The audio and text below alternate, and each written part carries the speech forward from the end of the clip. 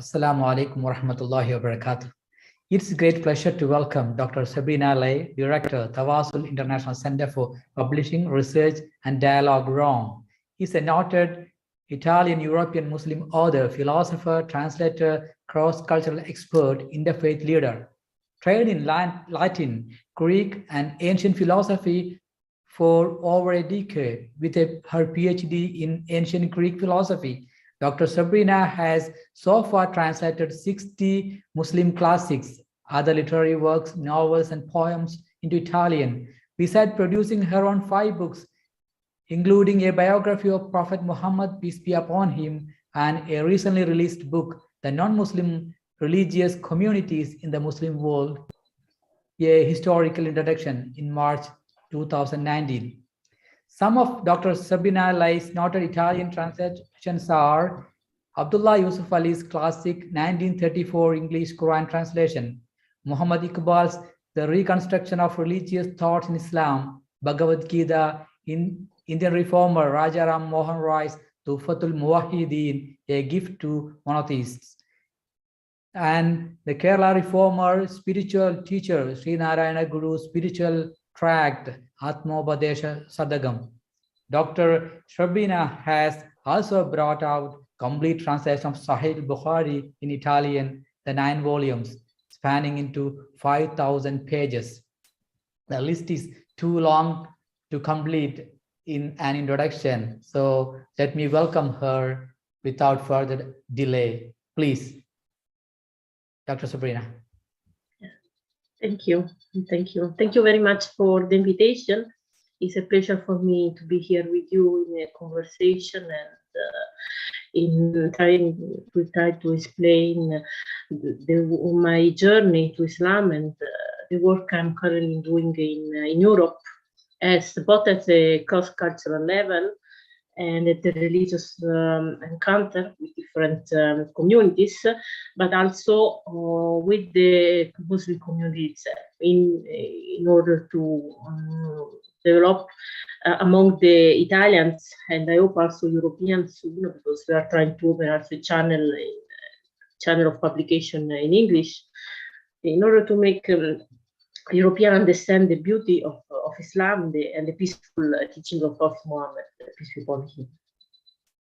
Yeah. How is your experience? Because I found that you have translated 60 Muslim classics, and how is your experience in the translation? What prompted you, what forced you to be a translator of these classics? So actually, this was my personal experience even before embracing Islam, or even knowing about Islam, or being interested in Islam as a faith or strictly as a religion that would be my spiritual choice. I always noticed the lack of books and who are actually related to the real fundamental teaching of Islam. This was the issue when I was quite in my 20s, and then still until 15 years ago, this was still a problem. If in Europe you are interested in understanding about Islam for different reasons, or can be spiritual, can be strictly in relation with us, with your work, and try to understand what about customs or religion of different communities, you have only Orientalist books. These Orientalist books are actually very, very much full of prejudice, and most of the time they are translation of other books written maybe 1 century ago. So in a different environment for a different kind of readers. Now we see that Muslim community in Italy and in Europe grow exponentially for a lot of reasons, historical, because they are in the second, third generation, and this lack of literature, a lack of books, lack of publication, and also I would say also lack of presence in the cultural space of Europe was something that was quite heavy for Muslims themselves and for people who want to know about Islam, and they are trying to relate with Muslim in a good and balanced way. So this is the reason why that I try my best to translate these classics. So when I say the classic, I mean that the Holy Quran, and now I translate all Sahih Bukhari into Italian, and also Sahih Muslim is half of it is ready. Inshallah, it will be the publication of the last 2 volumes of Bukhari will be done after Ramadan, and also the same thing with Muslim. It is to help the Muslims themselves to have a knowledge of Islam which is quite direct with the sources of the faith. And what I noticed that when most of the time people who purchase these books or who are searching for it are Italians, or maybe wants to have a clear view about Muslim faith, so very far from some political agenda or some other distortion made from different sides. So this is the reason why I also made this first I work on the biography of the Prophet. This is the first volume, and the second volume also is on the way, and it's going to be completed.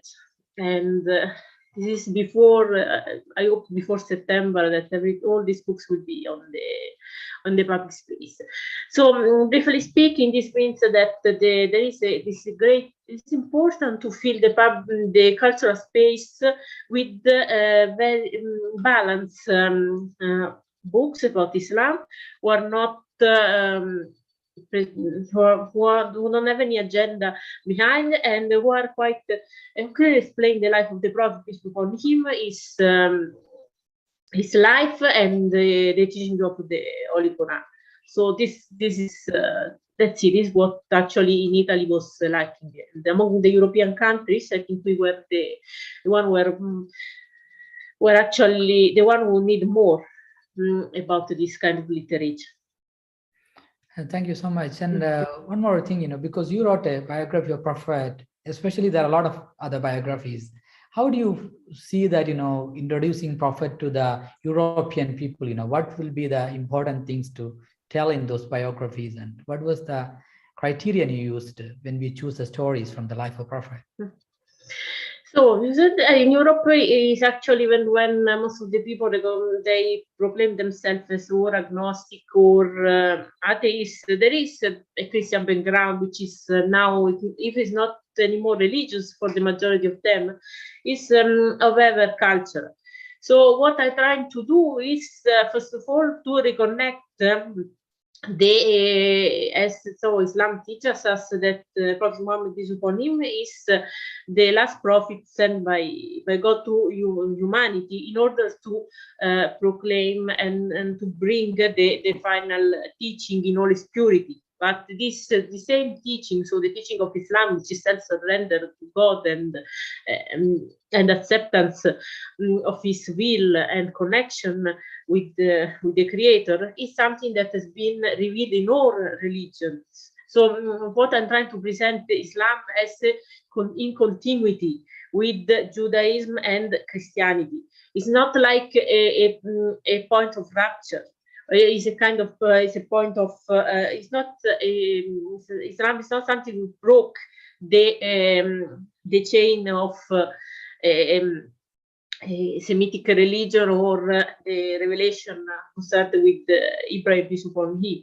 So what I'm trying to do is to replace Islam in a connection with not the religious history of Europe, and also historical, because as you know that Muslim has been the Islamic presence in Europe has been quite deep, more than 700 years in Spain, and there is a big connection between what were the achievements of the Islamic Muslim scholars, philosophers, and scientists who became also an heritage of Western Western intellectual patrimony.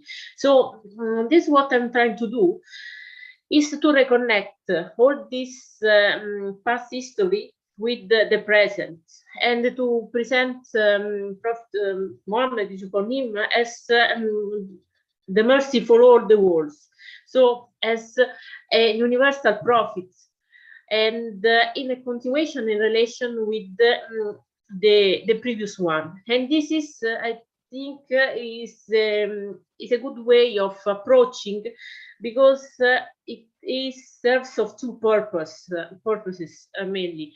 One, to make people who have got a Christian background capable to understand the life of the Prophet and to contextualize it.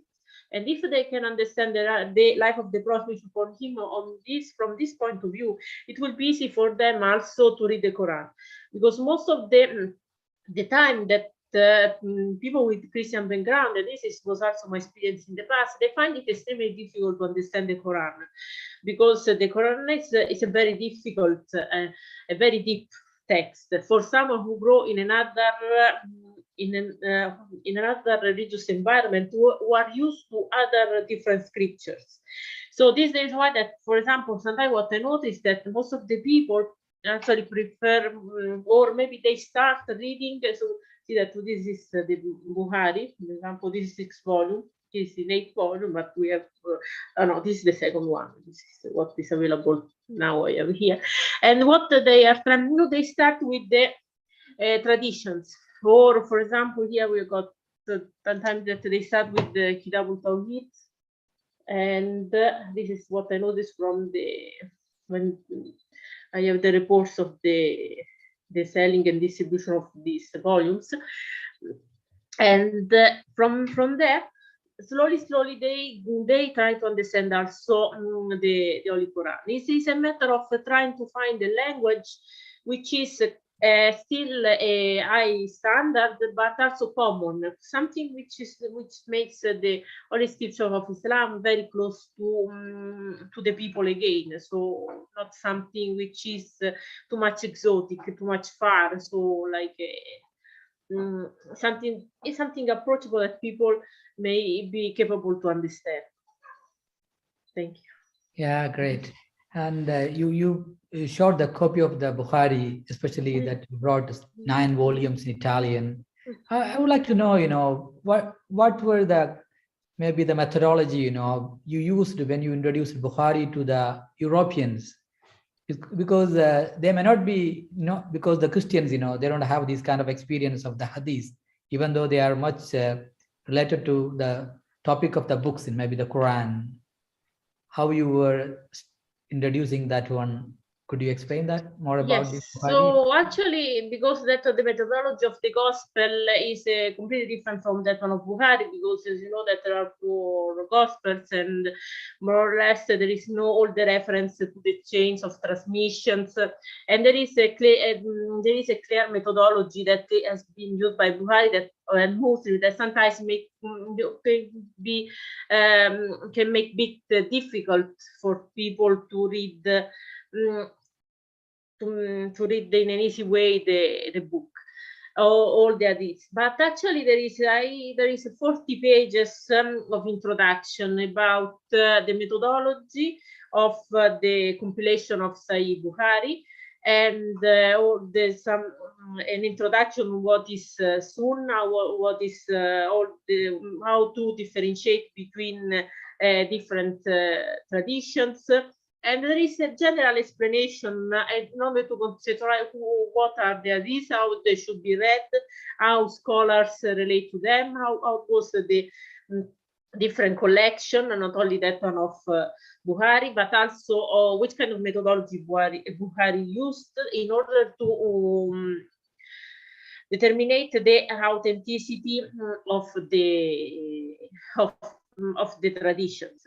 So in a way that we have got also a lot of that there are issues sometimes related to some Arabic terms in it, and for example what I'm trying to do is to put some, so you can see here don't know if I don't think it's clear. These are all the notes.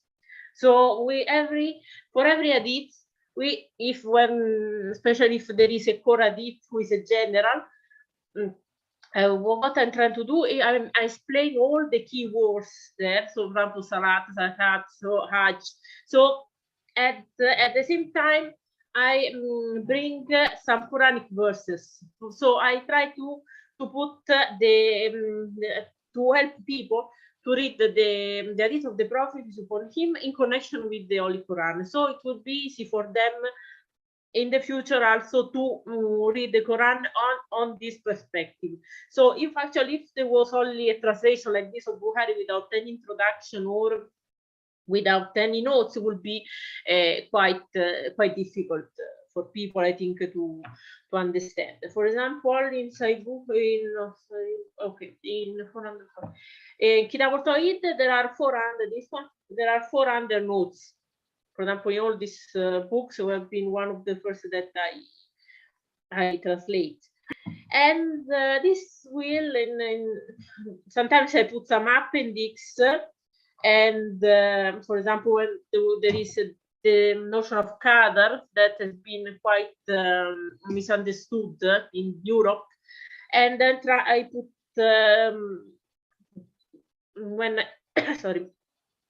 I put as an appendix on qadar, try to explain briefly, but in order to be quite understandable by people, what is the connection between these keywords, this key teaching of Islam, and the tradition of the Prophet. And then sometimes, especially when there is a reference to the books related to fiqh, jurisprudence, that I make some differentiation. This is mainly for Muslims, that about different schools of law, about some issues that, but that one is mainly for Muslims. What I'm trying to introduce to non-Muslims is the way of reading both the tradition of the Prophet and the Quran in a clear way, so without having any prejudice, without having in order to facilitate it, make it easy for them, in order to facilitate and create also a ground for interreligious dialogue. Because if there is no knowledge about what people are who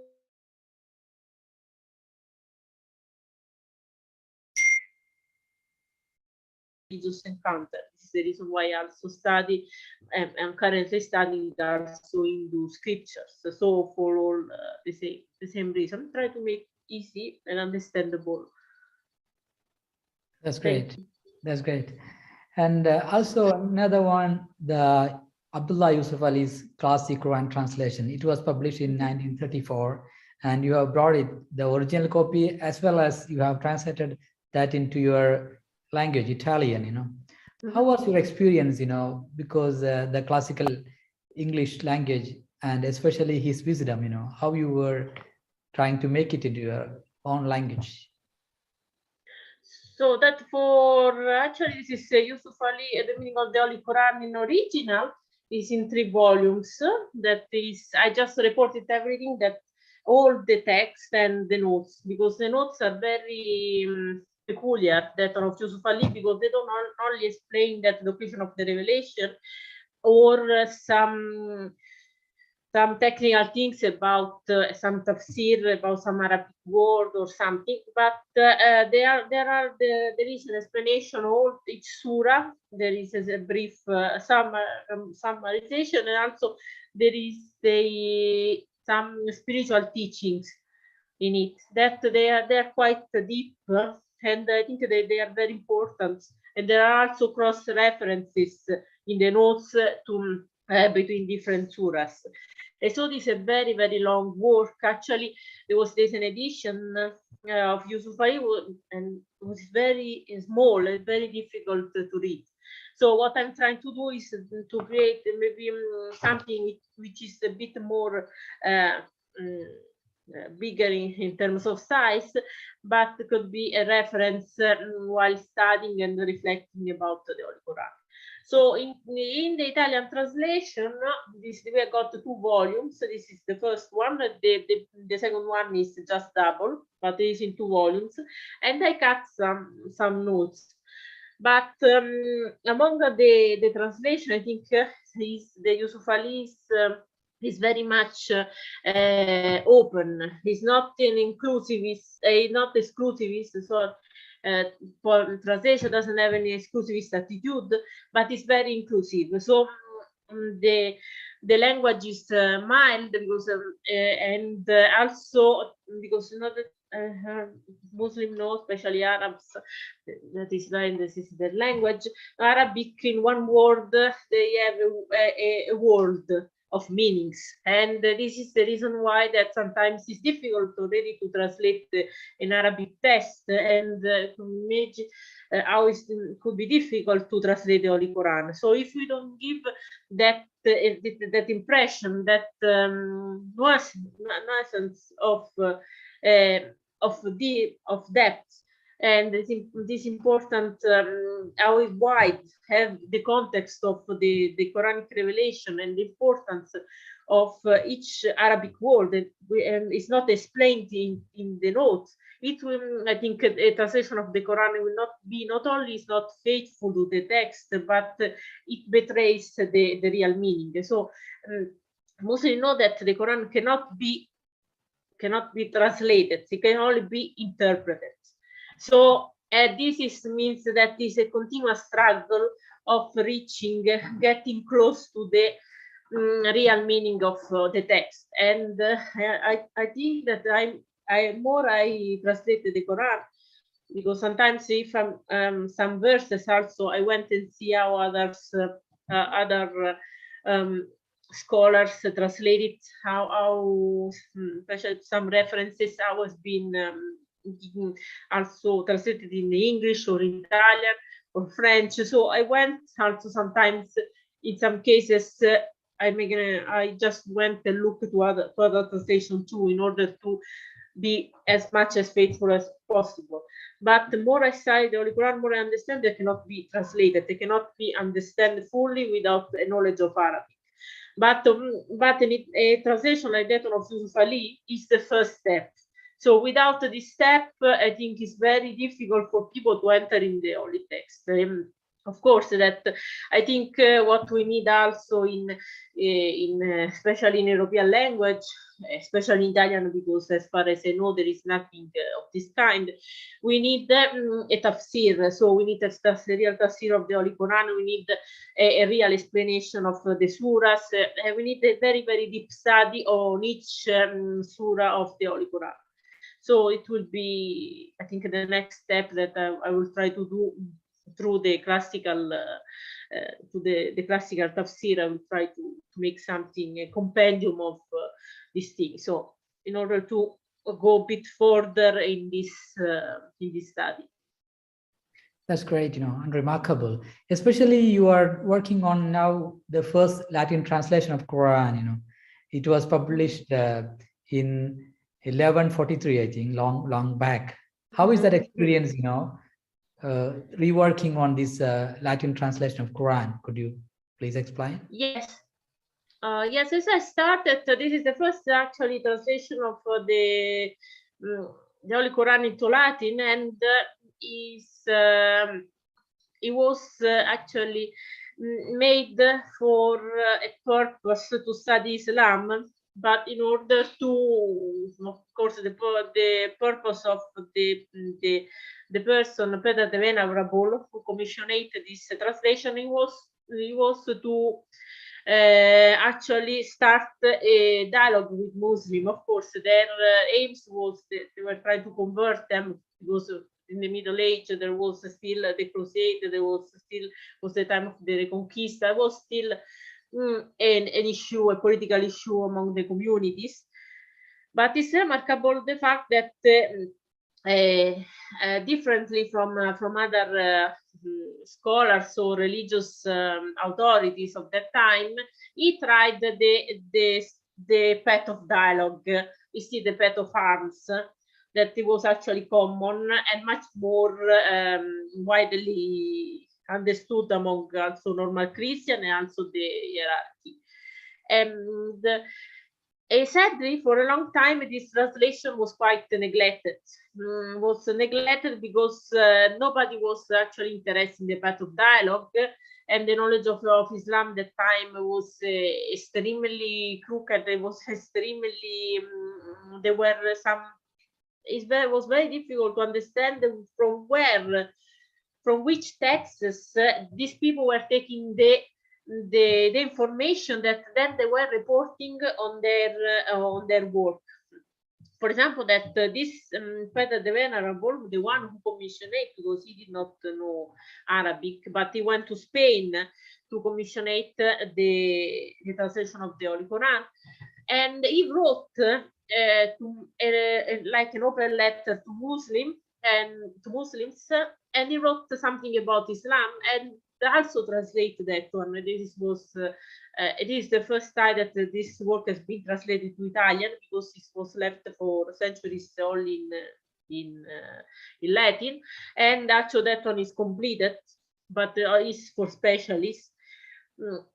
But it's very interesting to see then how from this, for this philologists or people who are a bit more interested in history, from where he took the information that he was reporting in his books, in these open letters that he wrote to Muslims, that he never reached Muslims themselves because they didn't know Latin. But it was a very, very interesting operation that it was done that time when actually he was the only one who was ready to do it. Of course, it's the translation has an important scholar, American scholar of Latin. He underlined that this translation was very much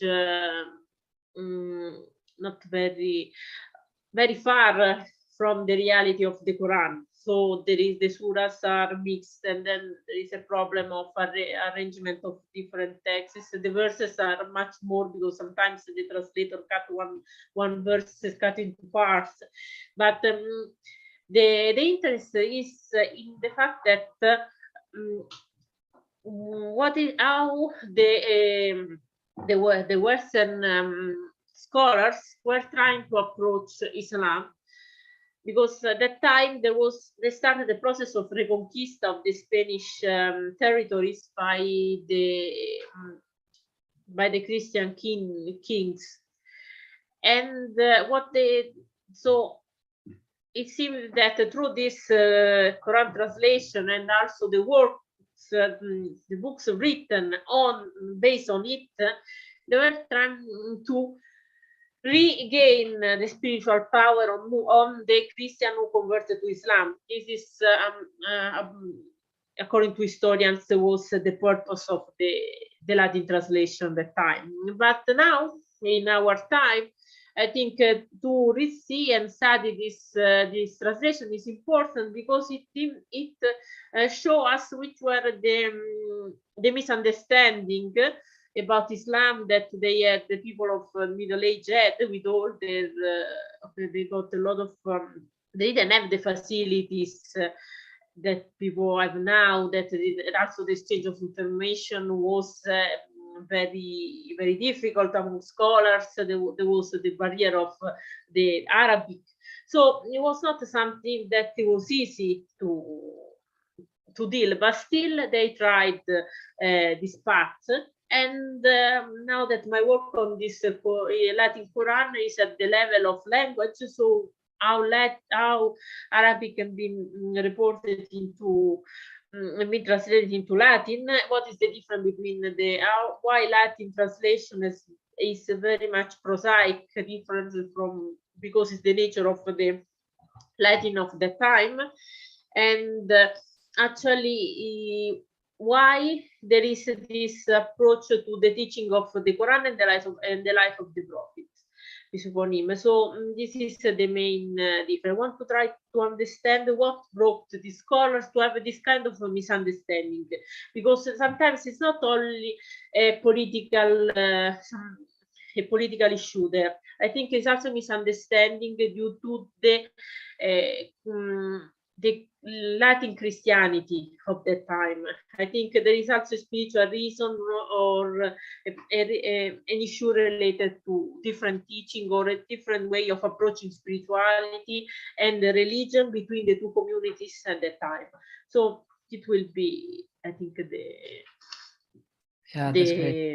the work. So yeah.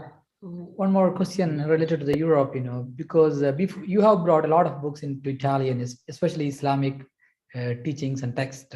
So I'm wondering, how was the condition of the Italian language? How many written texts were there on Islam in Italian before you bring all these things?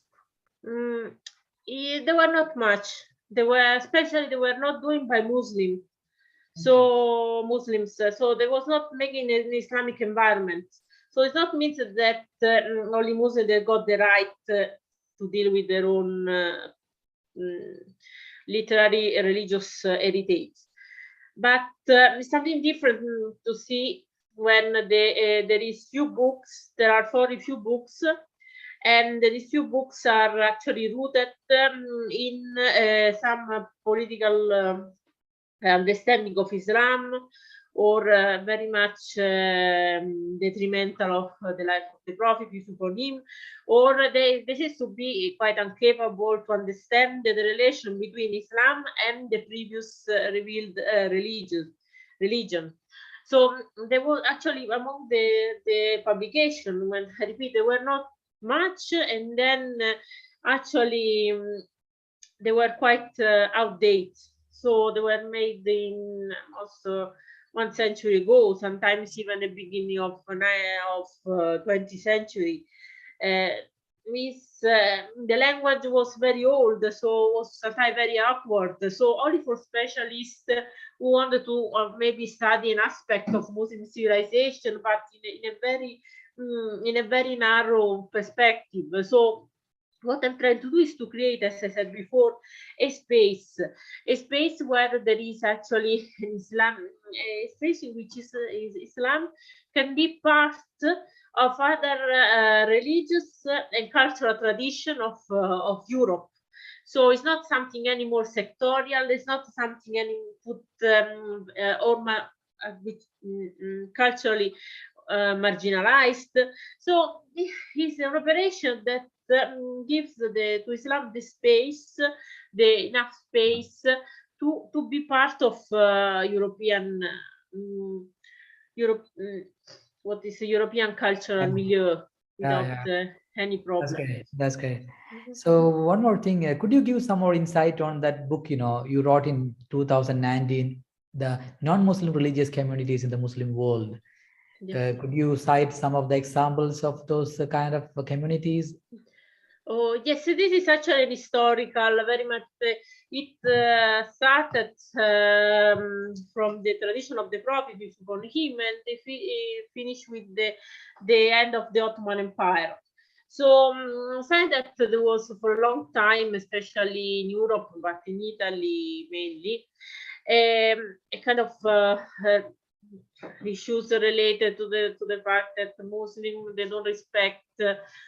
They were not respecting religious freedom. They were not respecting the autonomy of religious minorities and so on. The nature of the poll tax and that's it. The jizya, that's it. I try to clarify it. So because most of the accusation against Islam or Muslim policy of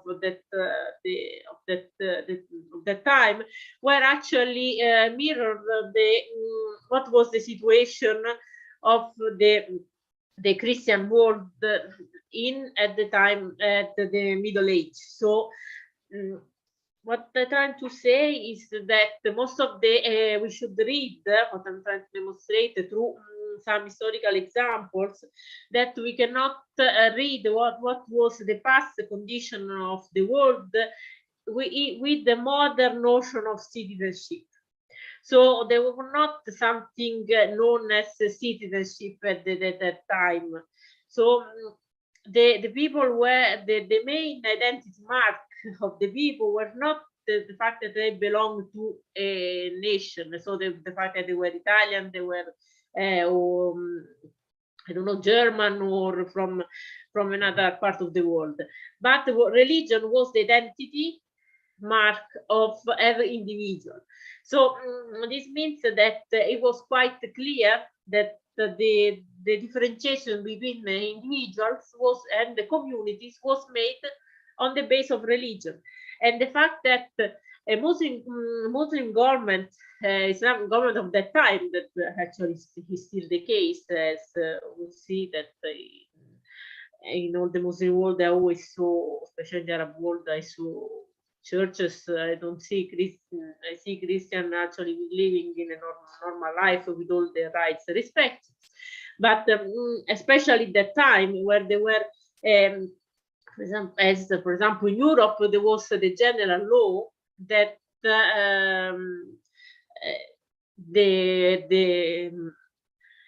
a population should follow the religion of their king, or that there was no freedom of religion in that sense. The conversion has been of most of the conversion on Christian lands has been done both by missionaries who were actually in a way of helping people to get out of paganism, because in Rome and the center of the empire, it was much more civilized. But more that you went on the north, they were very much uncivilized tribes, so who were very deeply pagan.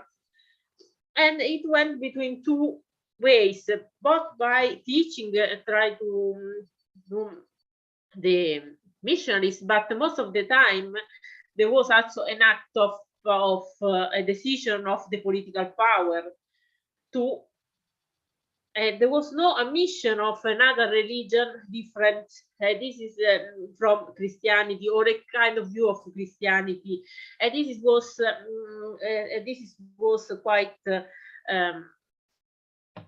This was true both in the western part and in the eastern, so means Byzantium and the territories under its control.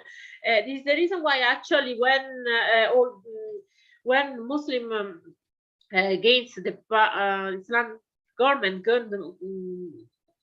went and conquered all these territories, there was no attempt to mass conversions, but there was actually a respect of religious identities. So this was for a long time. That part of the book is dedicated to Islamization of this land.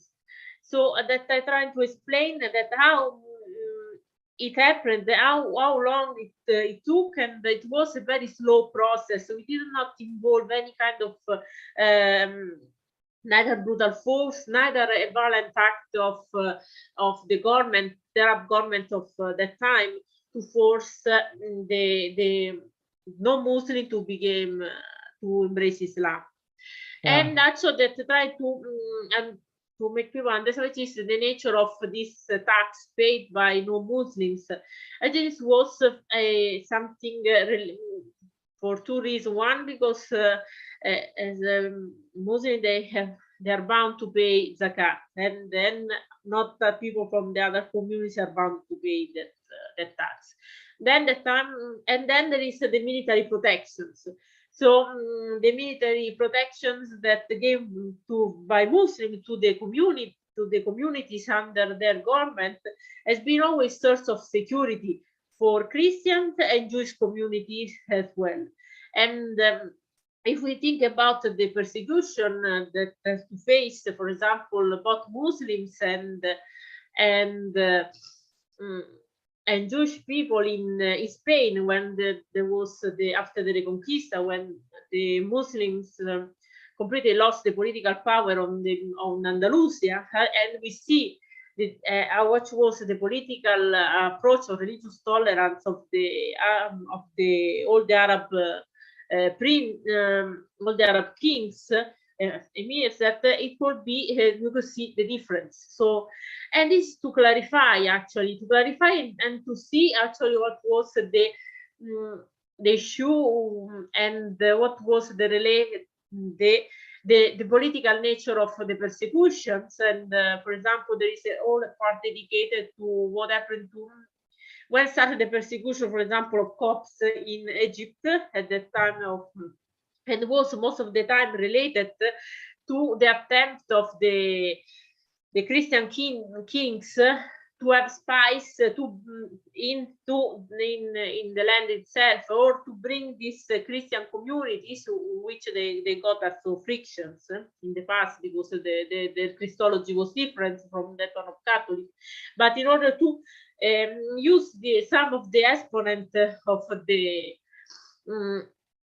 this of the religious authorities of the minorities living in Muslim countries, in order to create issues in the government, and then in order to create some political unrest. So the book is quite a bit long, I think around 300 pages. I don't know if I have it here. I think yeah. But it explains very well, and with the proclamation of Turkish Republic and the end of the Ottoman Empire. So I think it will be quite useful for someone who wants to read, to have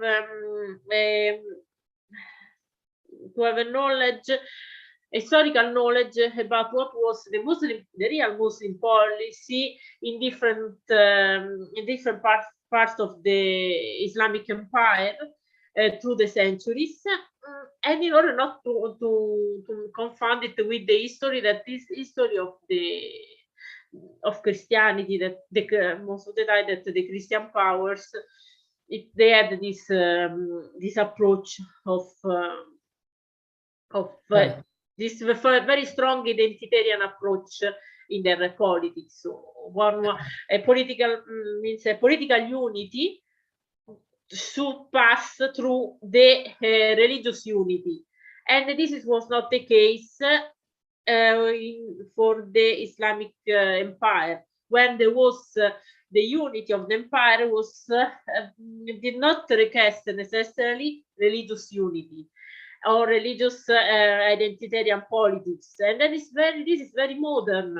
Actually, this is quite modern, and if you see that the West reached this point after centuries of wars, if you think about the wars of 30 years, and how much the Europe was shaken deeply by the conflict between Catholic and Protestants, and you see so the difference. So it's not something past a judgment, because you cannot be the lawyer of the past, but this is still again to open a door, to open a window to a clear understanding of what history is. So and why. So from such an extent, or from a perspective, we will see that the approach of Muslim was very much modern compared to that one of other civilization in the same field. Yeah, it's very relevant, because these days how minorities were living in Muslim countries. And I found that you also have done a lot of works on intercultural and interreligious bridging of the communities, especially your book on brief history of Christianity, that I think that's very relevant in Italian. And also I found you also translated Bhagavad Gita. When we go into the Mughals and earlier Indian rulers, they even considered the Hindus as the people of the book, according to them, Rajaputras and all, So how was the experience when you translated Gita? And do you feel that's as compared to the other books? Yes, of course, that it takes for me a bit long time and a way of changing perspective when you read actually Indian scriptures, because especially Hindu scripture they got a different approach, and which is very different from the Semitic one. That if Islam was much easier for me to understand, in Hinduism it takes much more an effort to enter in the mentality in order to enter in the text.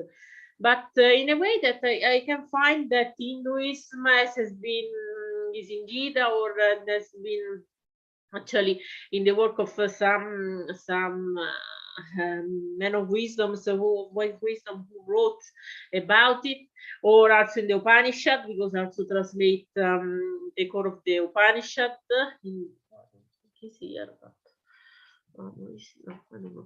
and also translated that the book, which is the core of Upanishad, in which I try to read everything together. So this is the Gita, and I'm trying to see.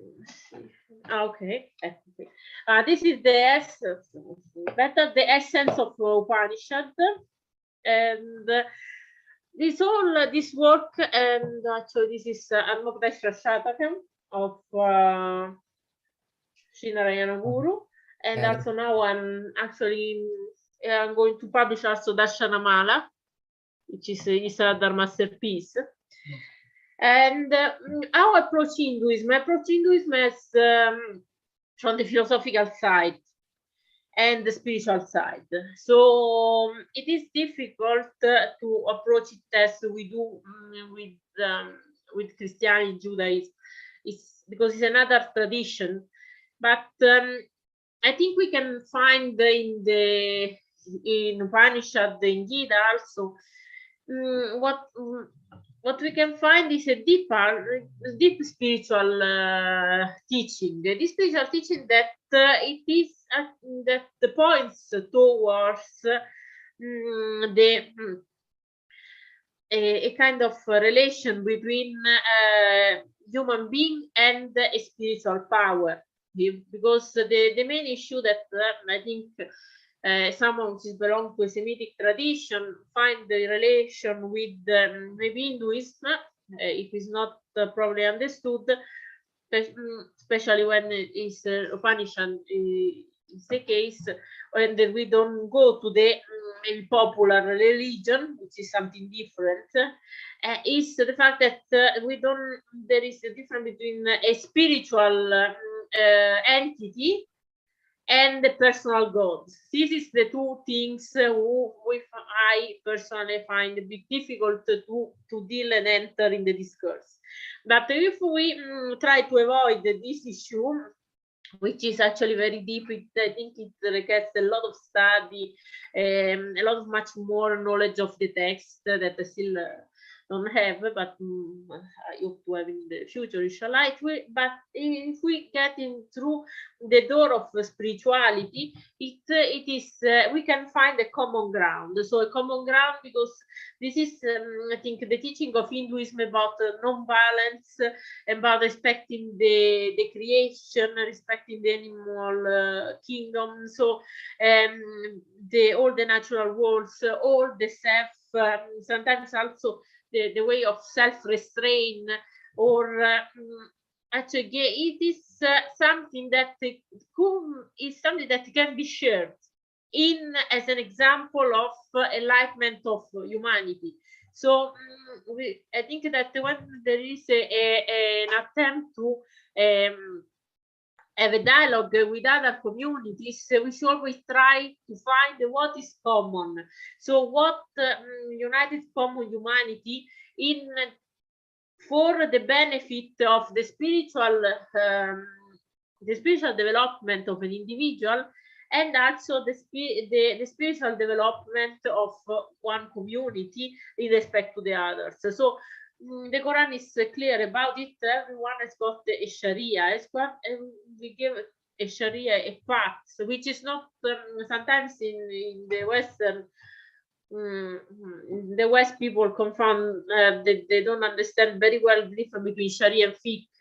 They think that Sharia is jurisprudence, but Sharia is a spiritual part that can be expressed, can lead the human being to the full development of her qualities and features as given by God. So if we start from that verse of the Quran, we see that in every part there is a Sharia. In every part there is an attempt to spiritual fulfillment, a spiritual development of humanity. Then, of course, among Hinduism is very much philosophical. In order to understand the Hindu scripture, you need a philosophical training. This is the reason why that I find it more approachable due to the personal studies and my mental asset. But I think that it is a way. So if because we should see which is the aim of this cross-cultural encounter. If there must be peace, respect, building a good society, a balanced society, a society based on mutual understanding, the dialogue, in order to promote what is the human well-being. So this is, I think, the meaning of tolerance and acceptance. And yes, I think that we can, if we are based on on Upanishad, of the deep teachings of the great gurus, I think Hinduism can be part of our dialogue, and we can have a very good relation with the religious Hindu background, that we can have a very good exchange. We can be at the philosophical, spiritual level. So yeah, it depends really, all on the intention. It's really remarkable to hear from you, and especially your works on Abdullah Yusuf Ali and then Iqbal, and come to the Gita, Raja Ram Mohan Rai and Srinarayana Guru, and you have translated a lot of poems and other things, because the constrained time don't allow us to talk more. We'll have more, I think in future we'll have more time to talk. And let us sum up with your experience in Ramadan. I heard from Mr. Latif that on Ramadan give you some inspiration, and you embrace Islam in Ramadan, and we will maybe sum up with this, with your note on Ramadan. So that actually, that in Ramadan I started fasting even before being a Muslim, because I found very fascinating for two reasons. Because I always thought that, I don't know, several times I heard about that Muslims were fasting during Ramadan, especially because among the Christians. Then we say, oh, how do they do? How can it be possible? Because usually Christians, they have to fast, but very rarely they do. And I wanted to give a support to my husband in that way, so I cannot eat and drink while he's fasting. It was looking a bit awkward, in my opinion. So at the same time, I want to have this spiritual experience. I say that if I could be capable to do. The first 3 days were very, very strong for me, because I never had this experience. But then I went on all the months. And actually, for now that 15 years of fasting, I fast every day. I never met Abdullah, and I never miss one day. Abdullah is for me, it's a very important thing. So it's something that I feel very attached to Ramadan. I don't know, because for several reasons. Because I became Muslim during Ramadan 13 and a half years ago, and not. For that reason, it was a very important step, of course, fundamental, and also because actually what I feel is that in Ramadan we got, I don't know, you find everything. So in 1 month you can really gather all the duty of Islam. So it's a very deep time in which, of course, the Quran was revealed, and then you see that it's a break. It was a break in the human history. So it is really something that if we should think about it. It's not only just not eating or no drinking. So it is really something to consider. It's a month of deep concentration, deep prayer. And what I'm trying to do during Ramadan is to intensify my work. So I avoid to try to be lazy, or if I feel tired, I just give a push to myself in order to work more, to be more active. So this for me is very important, because I think the blessing of the month of Ramadan should be seen also in our prayers, in our religious commitment, and also in our work. So we should try to give the best in this whole month, which is also the best of the year. So whatever we want to find during Ramadan, and then we got the Laylatul Qadr, which is an extremely important event. So it's really something, if I think if a Muslim start thinking very, very deeply about the meaning of Ramadan, it would be really overwhelmed by emotion and taqwa and fear. I think fear of God in a good way. And even when we can, Ramadan is like something that has got thousands of parts, but every part, every part of it has got the value of the whole. So whatever we take, we can have, whatever we do, we've got the promise to have the reward of the whole. So this is what really struck me enormously, gave me strength during Ramadan. Also a lot of emotion, because always fear that I cannot be capable to fast all the month or to do it in the wrong way. So this actually, when I read also the tradition of the prophets, peace be upon him, this noted that there were also the fear of some of the companions. So that I think people take the religion in a serious way. This is the way in which to take it. So to be always very, very much strict with ourselves, but to be very lenient towards others, following the son of the prophet, peace be upon him. Thank you so much. It was remarkable to hear from you, especially your work in Italy, bringing Islamic literature to Italian, and especially translating the classical and also the other religious wisdoms to the Italian. Hope we will have more chances together. I thank you, and also Mr. Latif for arranging this session, and hope we'll have more opportunities in together future, inshallah. Inshallah, thank you. Thank you. Ma salama, ma salama, see you. Bye.